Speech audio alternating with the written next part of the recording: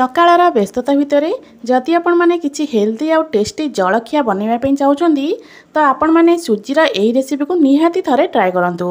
मात्र गोटे कप सुजी रे बनिबो एते टेस्टी बनिबो जे पिलाटू बड़ समस्त को खुशी मन रे खाइबे।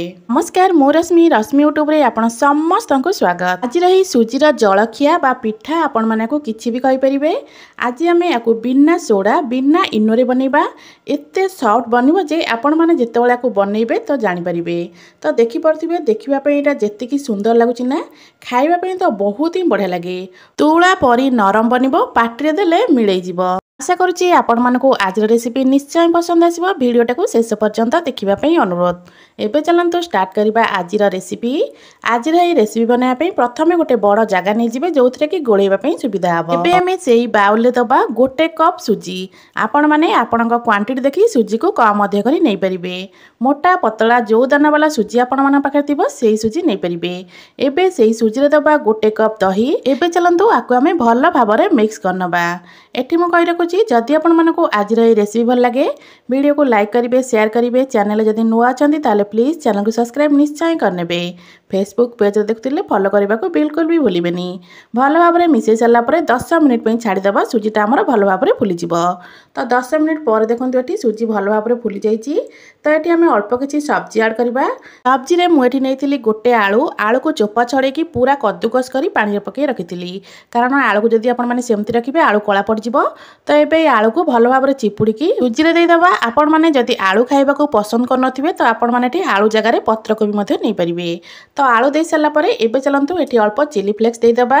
आपण माने केते राग खाउथिबे सेही हिसाब रे देखि की देबे। तो एठी मु गोटे पियाज को पूरा चुन चुन करी काटि नै जाईची। एबे ई पियाज को देई दबा। आपण माने चाहिले एठी पियाज को स्किप मध्ये करि परिबे। ता सहित गोटे टमाटो, ता सहित दुईटा कंचा लंका को पूरा छोट छोट करी काटि देई दबा। मु देई दोची ढेर सारा धनिया पत्र, ता सहित स्वाद अनुसार लूण।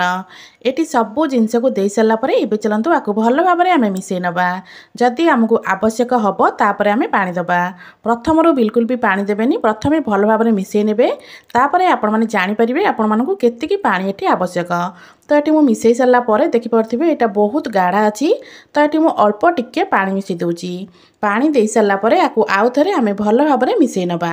सकाळर व्यस्तता भितर जदि आपण माने एई जलखिया को बनैया पई चाहुथिबे मात्र 15 मिनिट रे एई जलखियाटी रेडी हे जिवो।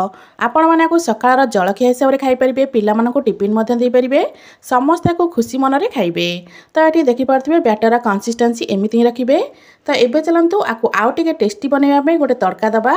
तड़का दबा पई तड़का पैन अल्प तेल गरम कर देइथिली। सेथिरे बे हाफ चमच सोरिष, हाफ चमच दबा जीरा, ता सहित हाफ चमच एठी मु देई दोची धळा राशि, जहार टेस्ट कि बहुत बढ़िया आसीबो। ता सहित दबा अल्प भृसंग पत्र। सबु जिनस हमर भल भाबरे फुटी गला परे आमे गोळेई रखिथिबा सुजी रे एई तड़का को ऐड करिबा। तो एठी देखि परथिबे सबु जिनस भल भाबरे फुटी जाईची। तो एबे एई तड़का को एई सुजी रे देई दबा। आकु आउ थरे आमे भल भाबरे मिसै नबा। पाखापाखि 3 रु 4 मिनिट पर्यंत आकु आपण माने मिसै नेबे, कारण आज रही रेसिपी रे आमे इनो सोडा किछि भी यूज करने, किंतु एटा बहुत बढ़िया भाबरे फुलिबो। आकु आपण माने जेते अधिक समय एमिति गोळेइबे सेटा सेते बढ़िया भाबरे फुलिबो। तो एटा को मो पाखापाखि 3 रु 4 मिनिट पर्यंत एमिति गोळेइथिली। तो 3 रु 4 मिनिट आकु एमिति भल भाबरे गोळेइ सल्ला परे एबे आकु चलंतु साइड रे रखि दबा। एठी मो गोटे केक टिन नै जाईची। एई केक टिन ने आज रही पिठा को आमे स्टीम करबा। तो केक टिन ने गोटे ड्रॉप परिका तेल देइथिली। तेल को चारियाड को भल भाबरे स्प्रेड करनीथिली। तो जदि आपण माने पाखरे एमिति केक टिन नथिबो तो आपण माने किछि गोटे टिफिन कि किछि प्लेट रे आकु स्टीम करि परिबे। तो केक टिन एठी हमर रेडी हे गलानी। तो बैटर को केक टिन ने देई दबा। बैटर को केक टिन ने देई सल्ला परे ताकु टिके आपण माने टैप करनेबे, कारण भितरे जहा भी एयर बल्स थिबो सब भल भाबरे सेट हे जिवो। तो एठी मु बैटर को केक टिन ने देई देइची। एबे चलंतु आकु हमें हल्का टिके टैप करनबा। हल्का हाथ में आकु एमती टिके टैप कर सारा परे तो आरपट चूल्हे मु गोटे कड़ाई रे अल्प पानी बसई देइथिली गरम होगा पई। पानी एटी देखि परथिबे गरम हो आसलानी। तो ये पानी रे गोटे रिंग परिका रखि नबा। जदि आपण मन पाखरे एमिति रिंग नथिबो तो आपण गोटे प्लेट को पलटेकी रखि परिबे। तो रिंग रखि सारा परे एबे आमे केक टिन को रिंग ऊपर रखि नबा। एबे को कवर करके हाई फ्लेम रे 2 मिनिट तापर लो फ्लेम रे 7 मिनट पर सिझेबा। तो प्रथम हाई फ्लेम रे 2 मिनट सिझे ने, तापर गैस फ्लेम को बिल्कुल लो करने 7 मिनट पर पाखापाखि 8 ରୁ 9 मिनट पर्यंत एमती सिझे नवा। 8 ରୁ 9 मिनट पर मुझे कभर काढ़ुची। तो पिठाटा पाखापाखि आम सिझी आसला। पिठा को आउ टे सुंदर देखा ऊपर अल्प हल्का रेड चिली मुझे दे दूची। आपण मैंने चाहिए यही प्रोसेसटा को बिल्कुल स्किप करेंगे।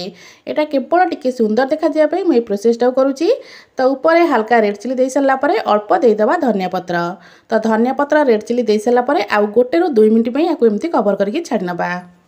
1 ରୁ 2 मिनट पर एबे चलतु कभर काढ़ा। तो आमर पिठा एठी पूरा रेडी हो गलानी। तो एबे चलतु पिठा को आम बाहर को बाहर कर नवा। बाहर को काढ़ी सारा आपको आम पूरा भल भाव ठंडा करवा। पिठा पूरा भल भाव ठंडा हो गला आराम से बाहरी आसो। तो पिठा एठी भल भाव ठंडा हो सारा देखिपे साइड रू पूरा आराम से छाड़ी जाऊँगी। तो एबे चलतु पिठा को आम काटी नवा। तो आपण मानक जेमिति पसंद आपण मैंने पिठा को सेमिति आपण मन पसंद रे काटी पारिबे। मन रखिथिबे पिठा पूरा ठंडा हो सारा आपण मैंने काटिबे। तो ये देखिपे मु पिठा को सब काटी नहीं।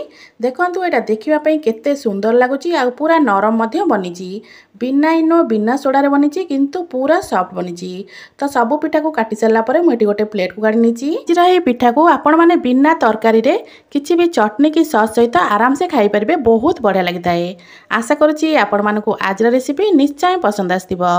पुणी आसीबे गोटे नुआ रेसिपी नहीं। से पर्यंत रोची नमस्कार। जय जगन्नाथ।